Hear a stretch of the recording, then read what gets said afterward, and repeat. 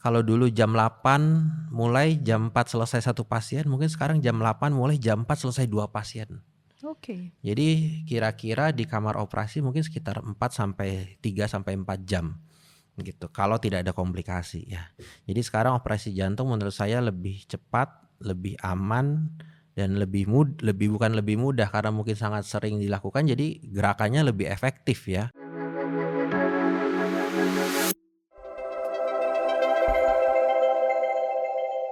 Hai, selamat pagi sahabat Betsaida. Welcome to Betsaida Hospital YouTube channel. Apa kabar sahabat Betsaida? Salam sehat dan bahagia selalu. Bertemu kembali bersama saya Dr. Fania dalam podcast kali ini yang akan membahas tentang CABG. CABG merupakan coronary artery bypass grafting yang dikenal dengan operasi bypass jantung, yaitu salah satu prosedur untuk penderita penyakit jantung koroner. Bagaimana lebih jelasnya? Kita akan tanyakan langsung pada ahlinya. Saat ini sudah hadir bersama kita Dr. Wirya, SPBTKV, yang akan menjelaskan tentang apa itu operasi bypass. Oke, hai Dr. Wirya. Halo, selamat pagi Selamat pagi dokter. dokter. Luar Apa biasa kabar ya dok? sambutannya. Iya dok, harus semangat selalu dokter. Siap. Oke, dokter juga Setuju, harus semangat setuju. ya dok. Oh iya dong, Walaupun tadi masa saya nggak telepon katanya baru selesai operasi nih dok. Dok, saat ini kita akan membahas dengan sahabat Betsaida, yaitu tentang operasi bypass dokter. Yes. Operasi bypass, kalau bicara operasi bypass nih rasanya agak serem nih dok bagi sebagian orang ya dok ya. Saya mungkin salah satunya juga ya dokter ya. Nggak ada yang mau sih. Nggak ada yang wow ya dokter ya. Tapi ada satu kondisi di mana operasi bypass ini merupakan salah satu pilihan ya dok ya. Jadi pada satu kondisi di mana seseorang menderita penyakit jantung koroner, ada yang pada kondisi tertentu bisa diatasi dengan pemasangan ring seperti itu ya dok ya. Namun ada kondisi tertentu yang mana mengharuskan untuk dilakukan operasi CABG ini. Oke dok, mungkin boleh dijelaskan dok, apa sebenarnya operasi CABG itu dokter? Iya. Jadi perkenalan dulu nih ya. Oke dokter, silakan dok.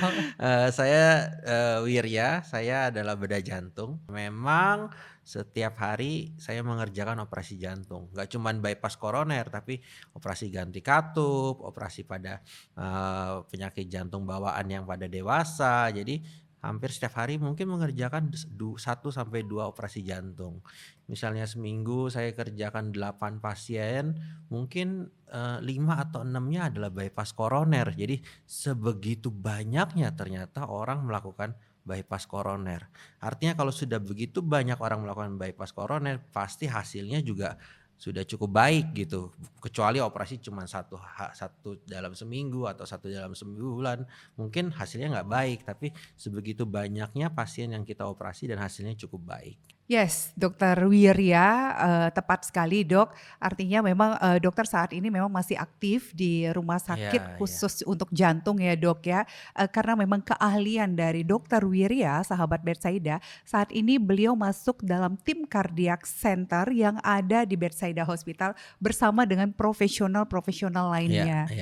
Karena memang saat ini Betsaida Hospital sedang mengembangkan salah satu keunggulannya yaitu di cardiac center. Bersama Dokter Wirya yang akan memajukan cardiac center di Betsaida Hospital. Ya dokter ya. Oke dokter, balik lagi ke pertanyaan tadi dokter. Apa sebenarnya operasi CABG tersebut dokter?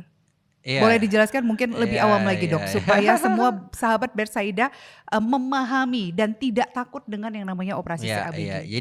Jadi ada pada kondisi serangan jantung, pada kondisi di mana penyakit jantung koroner itu kan ada sumbatan di pembuluh darah koroner. Kita bayangin, koroner ini tujuannya memberi makanan ke otot-otot jantung kita. Artinya kalau tersumbat, otot jantung kita akan menderita, starving, sakit gitu. Itulah yang kadang-kadang jadi nyeri dada, kadang-kadang jadi cepet capek, kadang-kadang jalan dikit nggak kuat, mandi dikit aduh dada saya kok sakit ya, makan dikit sakit gitu. Nah ini adalah kondisi di mana gejala-gejala dari penyakit jantung koroner. Tentu kalau sumbatannya sedikit, saya lebih milih dan kita semua percaya bahwa kalau sumbatan di koronernya 1 atau 2, pilihannya adalah pemasangan ring atau Oke. pemasangan stent, dan dokter-dokter di bedside sanggup melakukan itu. Bahkan cukup profesional dan cukup terpercaya untuk melakukan itu. Dan ahlinya cukup banyak ya Dok yang bisa Iya, melakukan ring ya Dok ya? betul. Oke. Nah, tapi pada kondisi tertentu pembuluh darah di jantung ini yang utama itu ada 3. Ada namanya LAD, kita nggak bahas terlalu detail lah ya. LAD, circumflex atau yang melingkar, dan right coronary artery atau yang sebelah kanan. 3 pembuluh darah yang besar ini kalau dia tersumbat bersamaan ya saya bilang. Waktu diperiksa, oh 3-3-nya tersumbat, oh 3-3-nya ada masalah. Nah, pilihan utamanya adalah di bypass atau dioperasi. Begitu. Kenapa? Kalau dipasang ring gimana dok? Boleh-boleh aja. Tapi tentu mau berapa ring yang dipakai? Minimal 3 nih. Iya, kalau 3 sumbatannya cuman pendek atau sumbatannya cuman simple, cuman 70-80%, berarti minimal kalau ada 3 ring kan. Tapi Oke. kalau sumbatannya panjang, sumbatannya keras, sumbatannya sangat-sangat ketat, mungkin bisa lebih dari 3 ring. Dan semakin banyak ring, semakin banyak stent yang dipakai, tentu resiko tersumbat lagi akan lebih tinggi. Nah, ini yang kita harapkan dengan bypass mungkin hasilnya lebih baik. Karena semakin banyak ring, semakin banyak stent yang dipakai, resiko tersumbat lagi lebih tinggi, resiko nyeri dada lagi lebih tinggi, resiko terjadi serangan jantung juga jadi lebih tinggi gitu. Oke, baik dokter. Artinya kondisi tersebut kembali disesuaikan dengan Yes. kondisi jantung seseorang ya dokter ya, dan dilihat lagi antara benefit and risk-nya gitu ya Iya, dok iya. ya. Oke. Nah, saya kalau sumbatannya nggak banyak banget, saya pasti akan pilih ring sih dok. Jadi kalau memang, jadi begini, kalau orang di-just atau disarankan untuk bypass, pasti itu keputusan yang terbaik menurut saya. Karena semua dokter, even saya sendiri kalau sakit, saya pasti akan pilih ring gitu. Tapi at the time, ketika sumbatannya terlalu banyak, ya berbahaya juga dong berarti kalau dipasang ring. Jadi memang bypass yang jadi utama, bypass yang menjadi lebih baik hasilnya untuk long term gitu kan. Kita nggak mau cuman 6 bulan terus ternyata serangan jantung lagi, kan kita nggak mau. Kita maunya ya habis di bypass 5 tahun 10 tahun dia survive. Jangan sampai kalau dipasang ring 6 bulan 1 tahun serangan lagi gitu. Oke, baik dokter. Dokter, bicara tentang operasi bypass seperti Iya, yang tadi iya. dokter jelaskan ya, even itu dokter sendiri, dokter pun lebih memilih untuk dipasang ring pada kondisi sakit jantung koroner ya dok dibanding operasi bypass Iya, ya. Namun ada kondisi tertentu di mana memang diharuskan untuk iya, iya, dilakukan operasi bypass ini. Jadi memang image dari operasi bypass ini menyeramkan, mungkin bagi sebagian orang ya iya, dok iya, ya. iya. Tetapi memang butuh untuk melakukan edukasi lebih jelas lagi dan lebih lengkap kepada penderita jantung yang Iya, memang harus dilakukan operasi bypass tersebut. iya. Oke dok, mungkin boleh kami dikasih gambaran dok, berapa lama pelaksanaan dari operasi bypass ini di dalam kamar operasi ya dok ya, supaya kita mengetahui nih dok Iya, lebih iya, dalam. iya. Terus apa saja dok yang dilakukan pada saat operasi itu, mungkin dokter di sana bersama siapa saja dokter? Oke, Oke oke. dok. Jadi memang operasi jantung ini bukan saya sendiri yang mengerjakan, tapi kita tim. Kalau operasi usus buntu cukup butuh dokter bedah sama perawat, sama dokter Yes. anestesi. Selesai, mungkin satu kamar operasi 4 atau 5 orang. Tapi ketika kita bicara operasi jantung, kita nggak bisa seperti itu. Kita harus punya tim yang sangat baik, tim yang sudah sangat sering mengerjakan, tim yang profesional yang ini memang kerjanya tiap hari gitu. Nggak bisa yang kerjanya cuman sebulan sekali, sebulan 2 kali, itu bahaya sekali. Nah, ketika kita mengerjakan pasti dokter bedah jantung ada 2 atau 3, kemudian perawat atau yang membantu kita juga khusus untuk bedah jantung. Ada perfusi, perfusi itu adalah orang yang menjalankan mesin jantung paru. Nanti saya jelasin apa itu mesin jantung paru. Itu 2, dokter bius 1 dibantu sama 2 orang. Jadi mungkin kita total satu tim itu bisa 10 dan 10 sampai 12 orang. Dan itu adalah orang-orang yang sudah sering mengerjakan gitu. Nah, itu yang ada dalam satu tim. Nah, kalau dulu operasi jantung itu lama, Dok.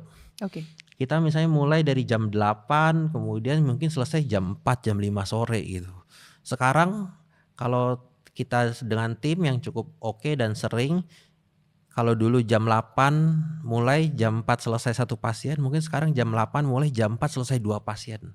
Oke. Jadi kira-kira di kamar operasi mungkin sekitar 3 sampai 4 jam gitu, kalau tidak ada komplikasi ya. Jadi sekarang operasi jantung menurut saya lebih cepat, lebih aman, dan bukan lebih mudah karena mungkin sangat sering dilakukan, jadi gerakannya lebih efektif ya, gitu.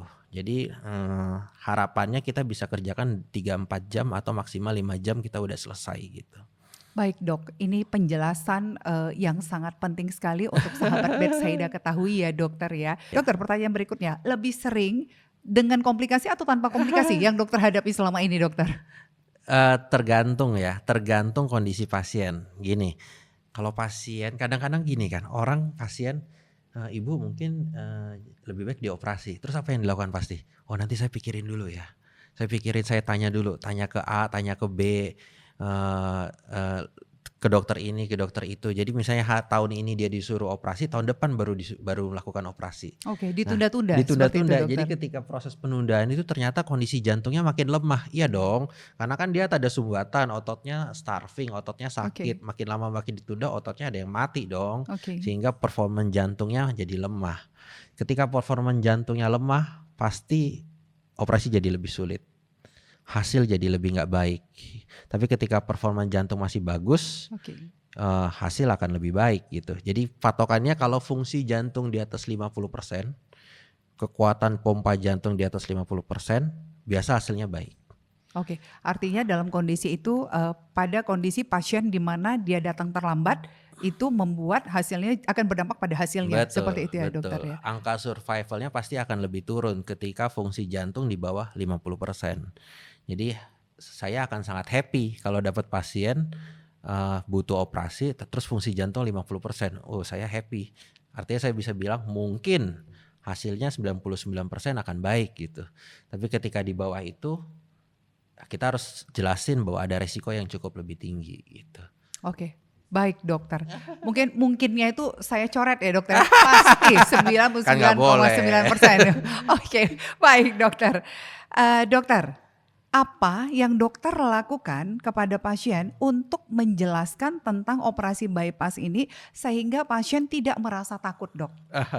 Saya pikir gini, pasien harus tahu apa kelebihan dari operasi ini, bypass koroner. Jadi dibandingkan tindakan lain.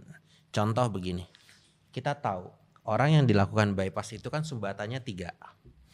Ketika kita melakukan bypass, artinya kita harus memberi minimal 3 pembuluh darah baru.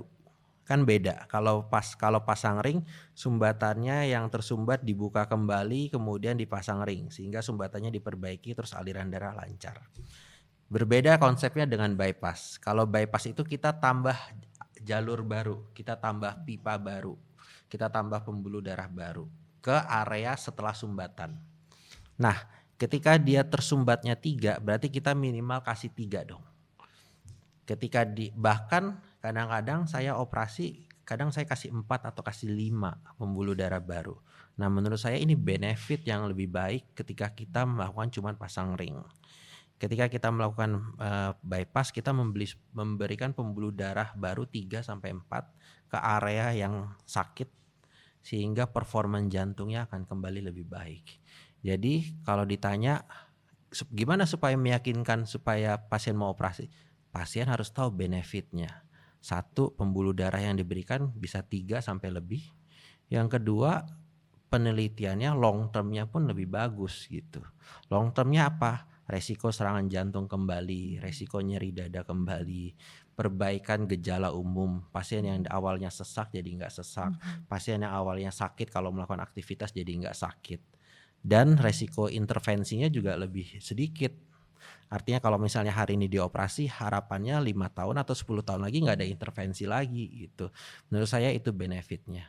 Yang pasien harus tahu sehingga pasien, oh ya mungkin gua atau saya memang butuh tindakan ini.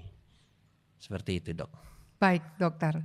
Dok, sepengalaman dokter, operasi bypass termuda itu pada usia berapa dok? Aduh, saya pernah operasi 34 tahun. Wow, 34 tahun ya 34 dok? tahun, badan atletis, artinya dia olahraga teratur, eh, nggak ada masalah.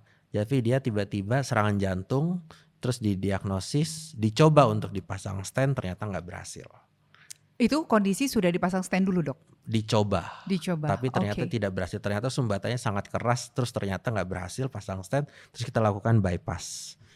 Ada hal khusus yang kita lakukan harus pada usia muda. Ini yang menarik. Jadi gini, boleh ya waktunya? Yes, silakan dok. Justru ini sharing is caring dokter. Silakan dok. Kalau pasien muda mau dioperasi, apa ekspektasinya dalam hubungan long term? Pasti pasien muda, misalnya usia 34 tahun dioperasi, ekspektasinya dia bisa bertahan 60-70 tahun kemudian kan. Yes. Jadi kita harus buat bypass kita itu bagus dan tahan lama. Yes. Bukan sekedar bagus. Karena kalau bagus nggak tahan lama, usia 34, usia 45 dia problem lagi. Sangat susah melakukan bypass kedua. Sangat susah gitu. Jadi tugas kita kalau di usia muda bukan cuma sekedar operasinya bagus, tapi juga harus tahan lama. Ya. Ada hal-hal yang harus kita lakukan untuk tahan lamanya ini. Ya, tahan lama maksudnya. Nah, kalau dulu operasi jantung itu pembuluh darah, bypass itu kan mengambil pembuluh darah dari suatu tempat dipindahin ke jantung. Oke. Kalau dulu pembuluh darah yang diambil itu pembuluh darah yang di kaki. Ternyata penelitiannya pembuluh darah yang di kaki ini kan pembuluh darah vena. Bukan pembuluh darah yang seharusnya ada di sana, seharusnya ada di jantung. Ternyata penelitiannya 60-70% pembuluh darah di kaki dalam waktu 10 tahun itu akan tersumbat lagi. Jadi pembuluh darah di kaki 60-70% itu akan tersumbat dalam waktu 10 tahun. Nah, kita harus lakukan berbagai kondisi supaya hasilnya lebih banyak, lebih lama. Bagaimana cara kita supaya lebih tahan lama? Ternyata kita bisa ambil pembuluh darah di tangan. Di tangan kalau kita pegang ada namanya pembuluh darah nadi yang berdenyut. Ternyata ini Tuhan ciptakan dan kita bisa pakai. Pembuluh darah di tangan, di kanan dan di kiri. Terus ada pembuluh darah di dinding dada kita bisa lakukan. Jadi kalau pada usia muda kita nggak boleh pakai pembuluh darah di kaki. Okay. Tapi kita harus ambil pembuluh darah nadi yang berdenyut di tangan terus kita pindahin ke jantung. Nah ini penelitiannya dalam waktu 20 tahun dia cuma 20% yang tersumbat. Jadi harapannya ketika kita pakai pembuluh darah di tangan, hasil jangka panjangnya lebih baik pada usia muda. Nah ini jadi standar kita operasi, standar saya operasi kalau usia di bawah 40 tahun saya akan pakai pembuluh darah di tangan. Supaya hasilnya lebih baik dan tahan lama. Wow, terima kasih dokter. Jadi emang kalau usia muda kita harus lebih berpikir, lebih kritis dan lebih harus standarnya harus lebih naik ya. Supaya dia ketika tua dia nggak problem gitu. Yes, benar dok. Cukup sekali untuk operasi jantung gitu ya dokter ya. Iya. Oke, tapi selain itu maintainnya juga harus Iya, ada betul, ya dokter ya. betul. Dok, bagus sekali dok untuk sharingnya dok tentang pasien muda yang dokter lakukan tadi ya, usia 34 tahun ini menambah pengetahuan khususnya untuk sahabat Betsaida dokter. Oke, dokter selanjutnya setelah dilakukan operasi bypass dok, apa yang harus dilakukan mungkin dari sisi dokter kepada pasien setelah operasi ya dokter ya. Yeah. Dan ya selanjutnya apa yang harus pasien juga perhatikan. Iya betul. Jadi gini, tolong diperhatikan bahwa operasi bypass itu tadi saya udah bahas operasi bypass itu sebenarnya cukup cepat 3-4 jam, maksimal 5 jam. Dan operasi bypass itu kalau dirawat di rumah sakit ekspektasi kita adalah 6-7 hari pulang. Oke. Jadi pasca operasi 6-7 hari pasien diharapkan udah bisa pulang dengan nanti dibantu fisioterapi dan lain-lain. Jadi harapannya jadi maksud saya gini, jangan dipikirkan operasi jantung akan dirawat 2 minggu sampai 1 bulan. No, infeksi yang ada malah kan di rumah sakit. Benar dok, infeksi lain yang baru gitu ya dok, yang bukan jantungnya sebenarnya ya. Yes. Kecuali memang pasiennya tadi kalau datang dengan fungsi jantung 50% saya bisa bilang 6-7 hari pulang gitu. Nah jadi itu, jadi jangan dipikirkan bahwa operasi jantung itu lama di rumah sakit. Setelah pulang apa yang harus dilakukan?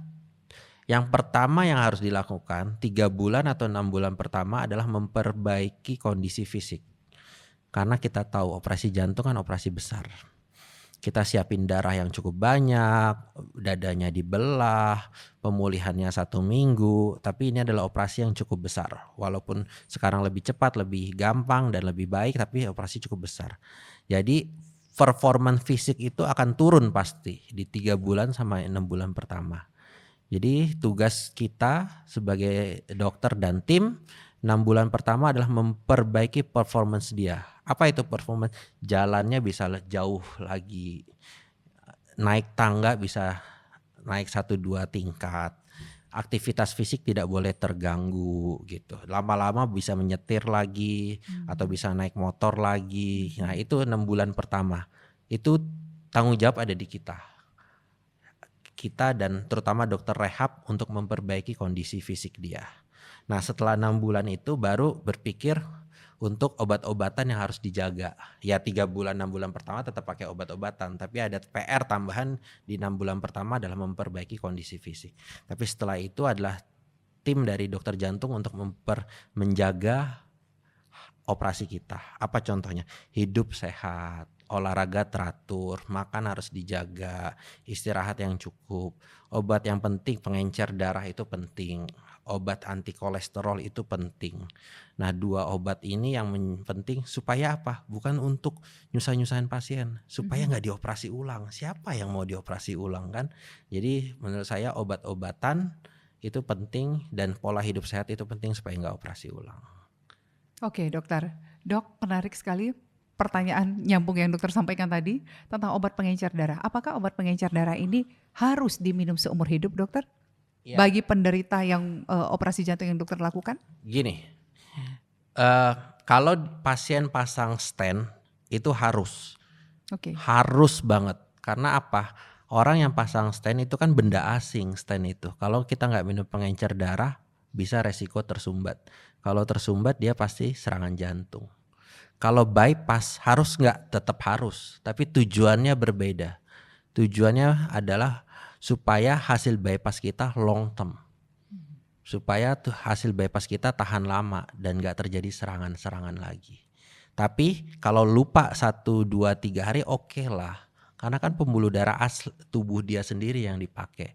Jadi it's okay. Cuman kalau stent 1-2 hari lupa itu akan resiko. Karena kan bisa tersumbat lagi gitu. Oke, dokter. Terima kasih dokter. Berarti itu adalah hal-hal yang memang harus diperhatikan bagi penderita pos operasi ya dokter ya. Oke dokter, selama dokter melakukan operasi, komplikasi apa yang paling berat dokter, sepengalaman dokter? Iya, saya ngerti gini.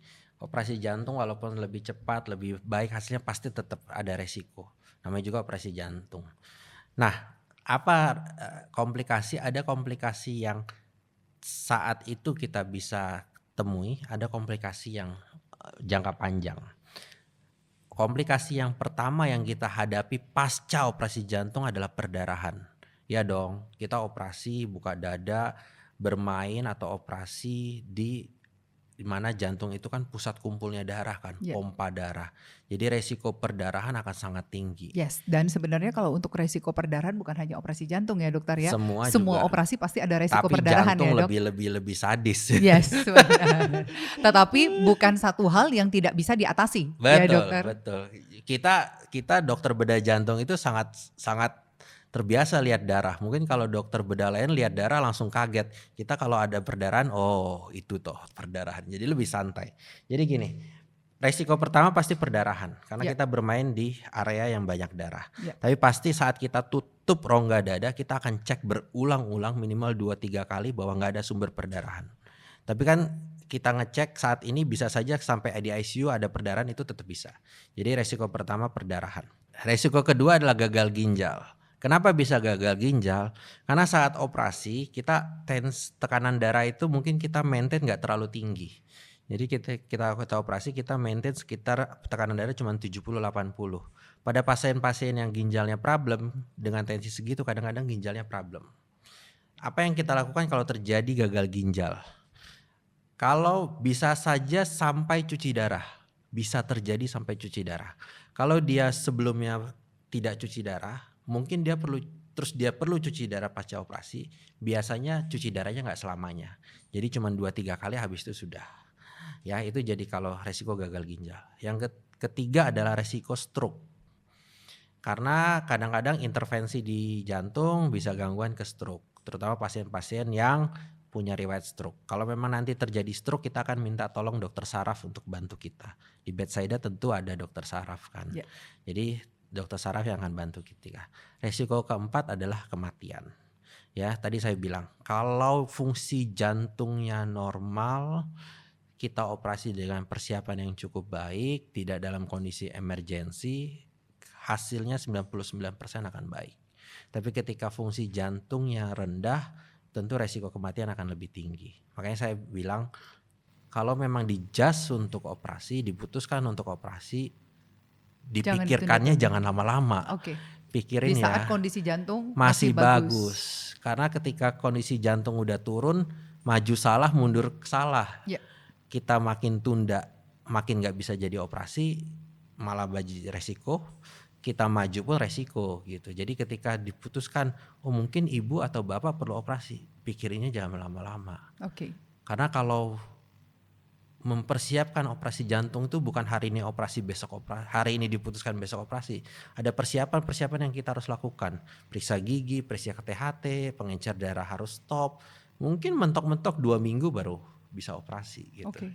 Jadi itu yang saya titip, bahwa kalau memang diputuskan untuk operasi, boleh dipikirkan tapi jangan lama-lama. Wow, penjelasan sangat detail sekali Dokter Wirya. Oke, terima kasih Dokter Wirya, penjelasan dokter cukup jelas dokter, dan sangat jelas bahkan dok tentang apa itu CABG, operasi bypass, lalu benefitnya apa, manfaatnya apa, bahkan resiko. Ya. Tetapi sahabat Betsaida, resiko-resiko yang disampaikan yang sudah dijelaskan oleh Dokter Wirya tadi, itu adalah resiko yang memang diketahui dan sangat bisa dicegah. Artinya dengan penanganan yang baik dan penanganan yang cukup cepat ya dok ya, dalam arti jangan ada penundaan pada saat diputuskan memang terapinya adalah harus operasi bypass ya dokter ya, dengan persiapan operasi yang cukup, dengan pelaksanaan operasi yang baik, dan juga adanya monitoring post operasi itu juga dilaksanakan dengan baik, semua resiko ini bisa dihindari. Seperti itu dokter kira-kira. Saya pikir gini. Yes. Pasien harus tahu resikonya. Oke. Tapi pasien juga harus tahu kita sebagai dokter nggak mau resiko itu terjadi. Ya. Ya, kita sangat-sangat tidak mau resiko itu terjadi. Jadi kita akan lakukan sebisa mungkin, semaksimal mungkin supaya resiko itu tidak terjadi. Kalau sampai terjadi, boleh dikata kita udah usaha semaksimal mungkin. Jadi pasien harus tahu bahwa di diri kita sebagai tim gak ada yang mau pasien itu jelek. Oke. Jadi pasti kita akan lakukan yang terbaik supaya resiko itu tidak terjadi. Nah, titip dari pasien adalah yaitu jangan lama-lama kalau sudah diputuskan. Dan ikutin aja yang kita minta, mudah-mudahan hasilnya baik. Baik Dokter Wirya. Dok, mungkin ada tips dok yang mau disampaikan kepada sahabat Betsaida dokter? Iya, tips saya pasti jaga pola hidup sehat itu penting ya. Olahraga, rutin olahraga seminggu 2-3 kali.